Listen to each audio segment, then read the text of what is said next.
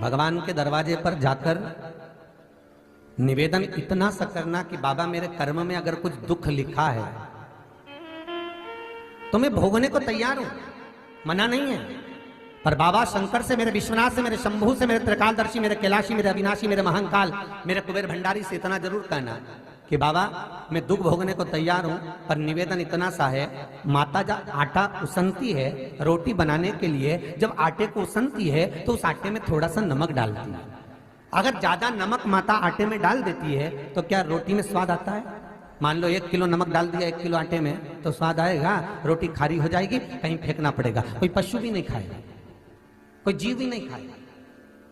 बस बाबा से विनती इतनी जरूर करना कि बाबा माना मेरे भाग्य में दुख लिखा हुआ है, माना मेरे कर्म में दुख लिखा हुआ है, कष्ट लिखा हुआ है, मैं जानती हूं कि मेरे भाग्य हो सकता है कि मैंने सुख भोगा होगा और किसी का बुरा करा होगा तो दुख लिखा गया, हो सकता है मैंने किसी को कष्ट दिया होगा तो मेरे भाग्य में दुख लिखा होगा। पर बाबा आपसे विनती इतनी है कि जैसे एक माँ आटे में नमक डालती है, थोड़ा सा मेरा दुख अगर बड़ा है तो मुझे शुरू से थोड़ा थोड़ा देना चालू कर देना, जिससे वो दुख धीरे धीरे में झेलते झेलते उसको धारण करते करते उसको निकाल दो। मालूम पड़े तू एक साथ अगर दुख दे देगा तो झेला नहीं जाएगा। बाबा इतनी करुणा जरूर करना कि इसको धीरे धीरे धीरे धीरे काट देना, बस इतनी कृपा, वो कट जाए।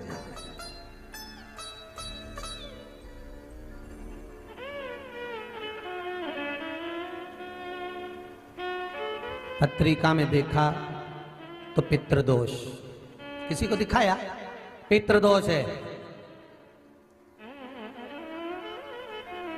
क्या करें? उपाय करिए। घर में दिखाया तो वास्तु दोष है, क्या करें? पाइप तोड़वा के इधर का इधर कर दो, सीढ़ी तोड़वा के इधर कर दो। राशि में दिखवाया तो ग्रह दोष है। सारे दोष मनुष्य को नजर आते हैं और सब कुछ कर लेता है वो, पितृ दोष के लिए भी, वास्तु दोष के लिए भी, ग्रह दोष के लिए भी।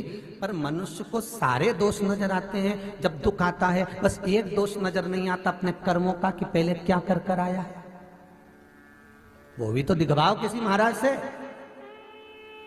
महाराज जी बोल देंगे पितृ दोष है, महाराज जी कह देंगे वास्तु दोष है, महाराज जी कह देंगे ग्रह दोष है, महाराज जी कह देंगे ये दोष है। पर महाराज से एक दोष अपने को अपना छाटना है कि मेरे कर्म का दोष कौन सा है। मैंने पत्रिका दिखवाई, महाराज जी ने कहा वो भी करा, मैंने ये उन्होंने बताया वो भी करा, मैंने ये व्रत करा, मैंने वो उपास करा, पर अपने कर्म का दोष भी तो देखो कि दोष कौन सा है। दरवाजे भी बदल दिए, सीढ़ियां भी बदल दी, वास्तु शास्त्र वाले को बुलाकर घर भी बदल दिया, 50 बार मकान भी बदल दिया, सारे दोष हमने देखे, पर भीतर का दोष नहीं देख पाए कि हमारे कर्म का दोष क्या है। जो पूर्व में कर आए हो वो कर्म का भोग मनुष्य के शरीर में भोगना पड़ेगा, और मनुष्य के शरीर मिलता ही काय के लिए है? एक भगवान का भजन करो और दूसरा कर्म का भोग भोगो, इसके सिवाय है ही क्या?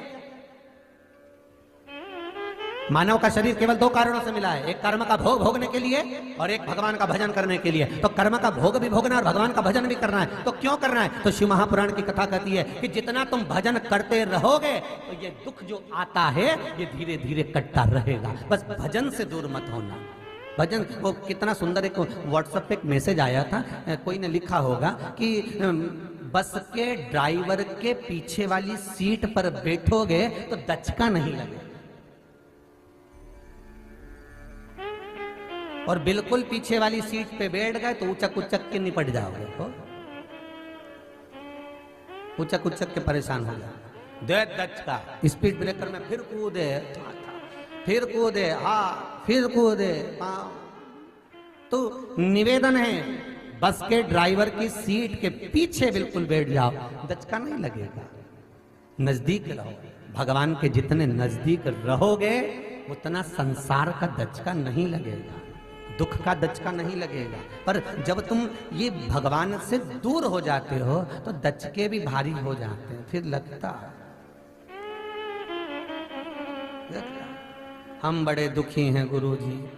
अरे वो कथा याद करो ना, एक प्रोफेसर के पास में 4 स्टूडेंट मिलने के लिए गए, बहुत पुराना प्रोफेसर, अब तो रिटायर हो गए। टीचर के पास में, प्रोफेसर के पास में 4 स्टूडेंट गए, 4 बच्चे गए और प्रोफेसर को देखकर प्रणाम किया तो अंदर गए। प्रोफेसर अकेले थे घर में, उन्होंने विवाह नहीं किया था। अंदर गए प्रोफेसर, उन्होंने कहा बच्चों आ गए? हाँ गुरुदेव, बहुत समय के बाद याद आई ना सर आपकी, तो हम आ गए आपसे मिलने। आइए बच्चों बैठो, और कैसी जिंदगी जी रहे? बहुत बढ़िया। तो एक बोला सर हम तो बहुत दुखी हैं, दूसरा बोला ऐसा, तीसरा बोला ऐसा, चौथा बोला ऐसा। प्रोफेसर ने बात सुनी ना सुनी और वो चले गए। और प्रोफेसर कहे मैं तुम्हारे लिए चाय लेकर आता हूँ। प्रोफेसर अंदर जाकर चाय बना लाए। चाय लाए तो एक ट्रे में लेकर आए, चारों के लिए चाय अलग अलग कप में लेकर आए, किसी के लिए सोने के कप में, किसी के लिए चांदी के कप में, किसी के लिए कांच के कप में, किसी के लिए स्टील के कप में। चाय लाकर टेबल पर रखी, कहा बच्चों लो। सबसे जो चतुर था उसने सोने के कप को उठा लिया, दूसरे ने चांदी के कप को, जिसको जो उठाना था रुचि प्रधान था उठा लिया, चाय पी ली। प्रोफेसर ने कहा चाय कैसी बनी? चारों ने कहा बहुत अच्छी बनाई सर आपने, बहुत बढ़िया। अच्छे से पी ली आपने चाय? जी सर बहुत अच्छी चाय बनी, बहुत बढ़िया, बहुत बढ़िया।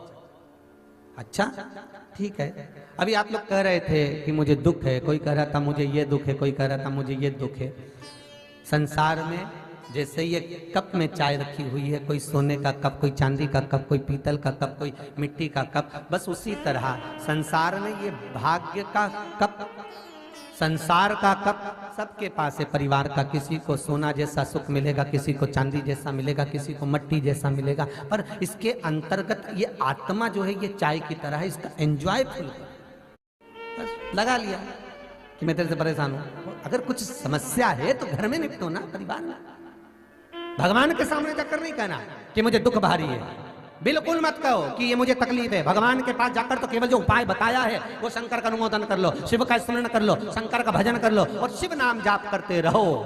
कभी तो सुनेगा, कभी तो देखेगा, कभी तो करुणा करेगा, बस वो करुणा अपने आप हो जाएगी। बहुत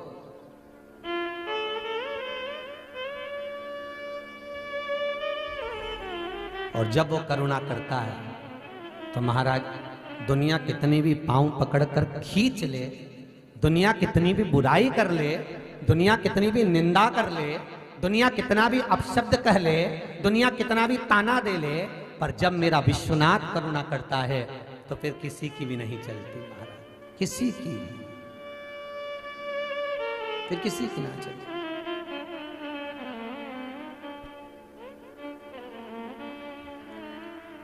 और बाबा है ही ऐसा महाराज, उसके जैसा दुनिया में कोई होगा ही नहीं। नित्य स्मरण शिव का,